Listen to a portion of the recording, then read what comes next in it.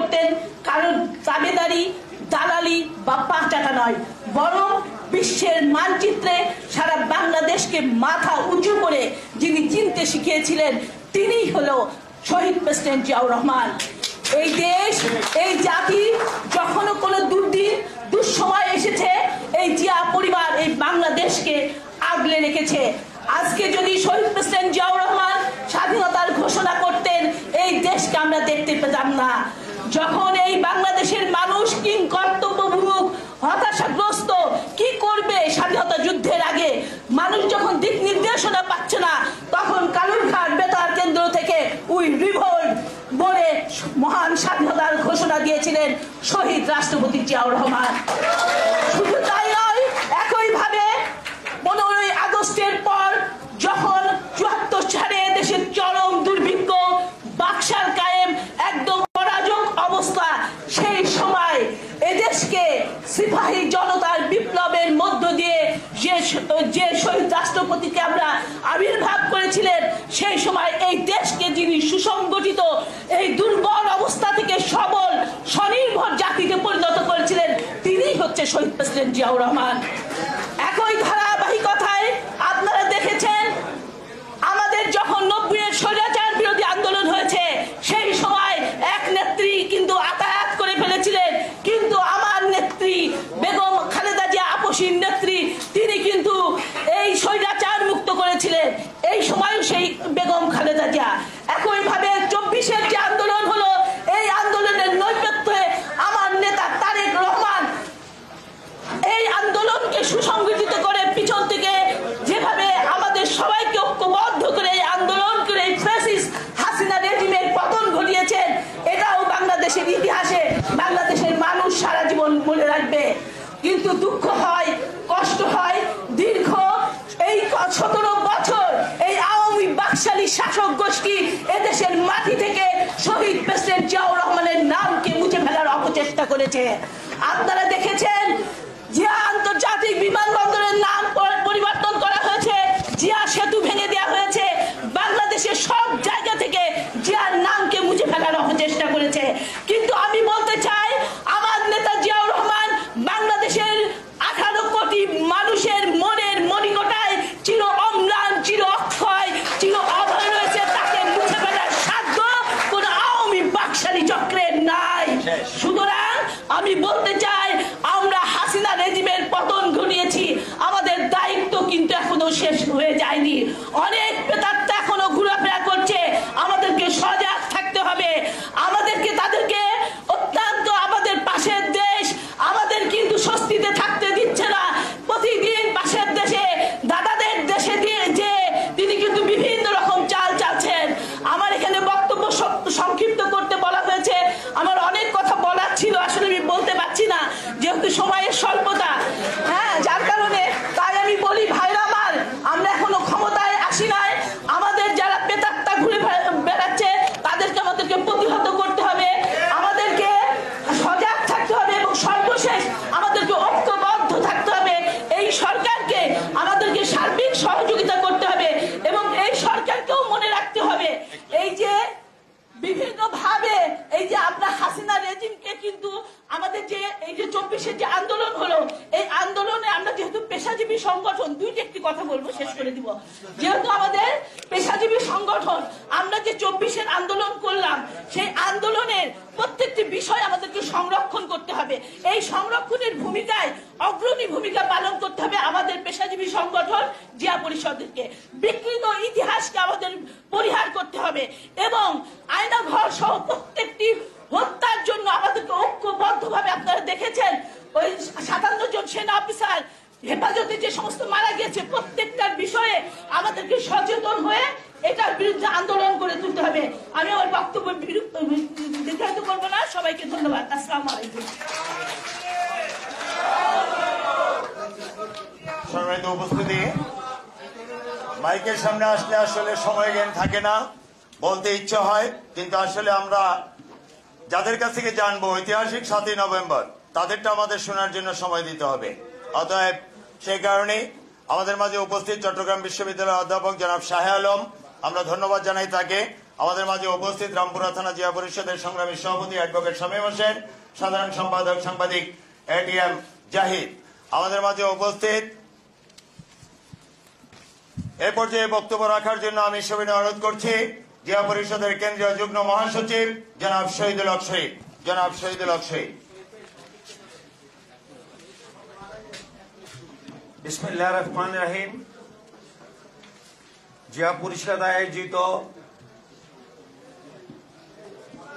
7ই November আলোচনা সভার সম্মানিত সভাপতি, জিয়া পরিষদ কেন্দ্র কমিটির সুযোগ্য সহসভাপতি উপস্থিত আছেন। আমরা যার বক্তব্য শোনার জন্য আজ অধীর আগ্রহে বসে আছি, বীরঙ্গনের বীর মুক্তিযোদ্ধা, বিএনপির স্থায়ী কমিটির অন্যতম সদস্য জনাব হাফিজউদ্দিন সাহেব বীর বিক্রম উপস্থিত আছেন। আমাদের ছাত্র জীবনের যার সঙ্গে নেতৃত্বের পিছনে থেকে যার আন্দোলন সংগ্রামে শরীক হয়েছিলাম, সেই আজকের বেগম খালেদা জিয়া দেশ নেত্রীর অন্যতম উপদেষ্টা আলাল ভাই সহ মঞ্চে উপবিষ্ট নেতৃবৃন্দ এবং আমার সামনেও সংগ্রামী বন্ধুরা, আসসালামু আলাইকুম। 7ই নভেম্বরের আগেই আমাদেরকে বলতে হবে আমরা কিভাবে স্বাধীনতা পেয়েছি, আমরা কিভাবে এই দেশ থেকে আমরা তাড়িয়ে দিয়েছিলাম ব্রিটিশদেরকে। তখনও আমরা স্বাধীনতা পাইনি, তখনও আমাদের এই স্বাধীনতা ছিল পাকিস্তানদের হাতে। সেই পাক হানাদার বাহিনীদের থেকে আমরা 71 সালে যুদ্ধ করে আমাদের সেই বীর যোদ্ধারা এই দেশকে স্বাধীনতা অর্জন করেছিল একটি শুধু পতাকা।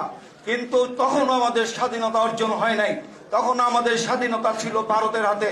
বন্ধুরা, আমরা স্বাধীনতা পেয়েছিলাম, আমরা সেই কুচক্রী মহল, সেই ভারত থেকে মুক্তির জন্য সেদিন সিপাহী জনতা তারা অনুভব করেছিল যে দেশ পূর্ণাঙ্গ স্বাধীনতা অর্জন করতে পারে নাই।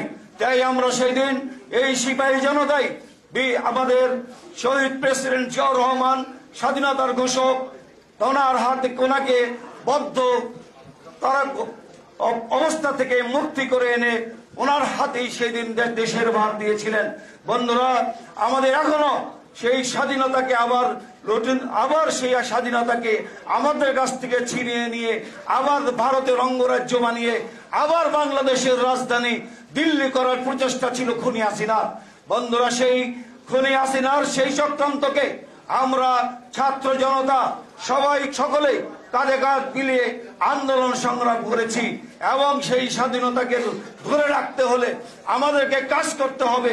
আমাদেরকে ভারতের গোলামির থেকে, ভারতের মন্তর থেকে আমাদেরকে সরে আসতে হলে আমাদেরকে আজকে এই নতুন প্রজন্মের যারা এখনো আছেন তাদেরকে এই স্বাধীনতার কথা তুলে ধরতে হবে, ভারতের দালালির কথা তুলে ধরতে হবে, এই আওয়ামী লীগের প্রেতাত্মাদের কথা তুলে ধরতে হবে। তাই আমরা আজকে এই বিষয়ে বক্তব্য শুনবো আমাদের প্রধান অতিথি মৌখিক থেকে, কারণ রণাঙ্গনে উনি যুদ্ধ করেছিলেন এবং সেই যুদ্ধের ইতিহাস এবং উনি দীর্ঘদিন যাবৎ এই রাজনৈতিক অঙ্গনে উনি আমাদের সঙ্গে আছেন। ওনার মুখ থেকে আমরা আজকে আশা করি 7ই নভেম্বরের বিস্তারিত আমরা জানবো, আমরা নতুন কিছু শিখবো। সবাইকে ধন্যবাদ জানিয়ে আমার বক্তব্য শেষ করছি। আল্লাহ হাফেজ। বাংলাদেশ জিন্দাবাদ। ধন্যবাদ। সম্মানিত উপস্থিতি, জিয়া সমাজ কল্যাণ ফোরাম কেন্দ্রীয় কমিটির সভাপতি জনাব মঞ্জুর রহমান ভূঁইয়া, ধন্যবাদ জানাই আপনাকে আমাদের এখানে উপস্থিত হওয়ার জন্য। এ পর্যায়ে বক্তব্য নিয়ে আসছেন জিয়া পরিষদের কেন্দ্রীয় যুগ্ম মহাসচিব জনাব ইঞ্জিনিয়ার শরীফুজ্জামান।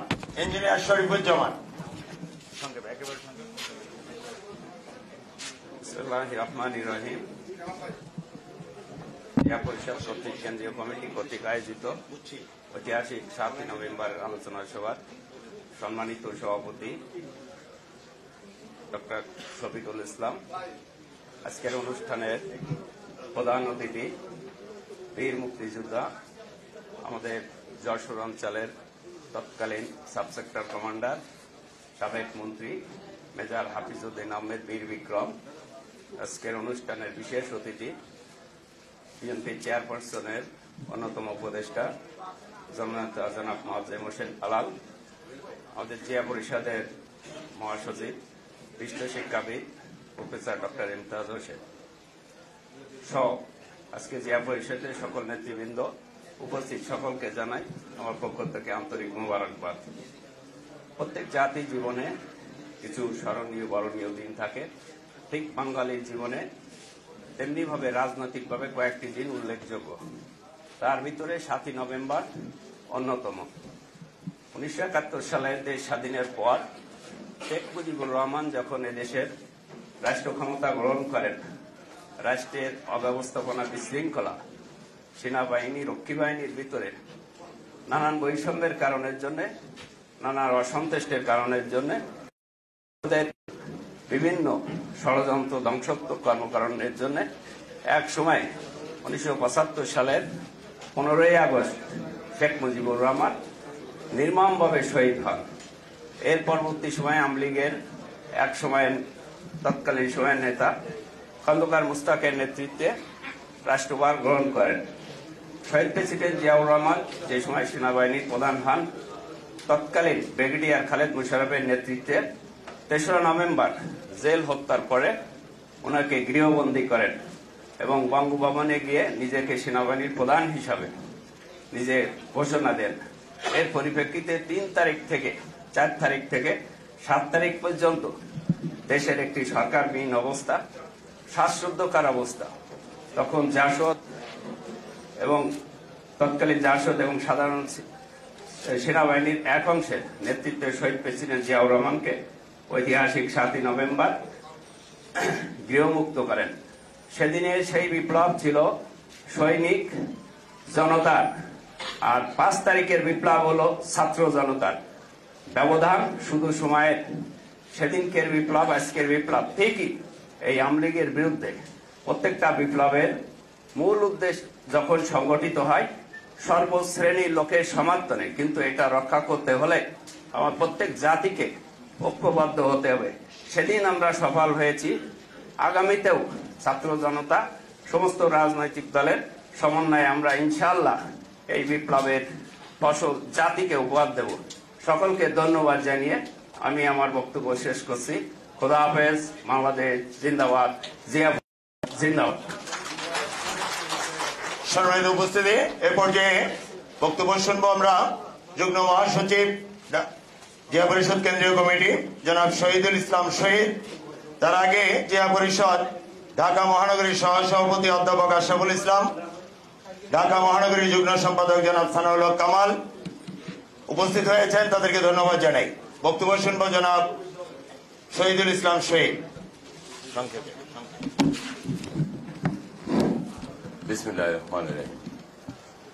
জিয়া পরিষদ কর্তৃক আয়োজিত আজকের এই আলোচনা সভার সম্মানিত সভাপতি, উপস্থিত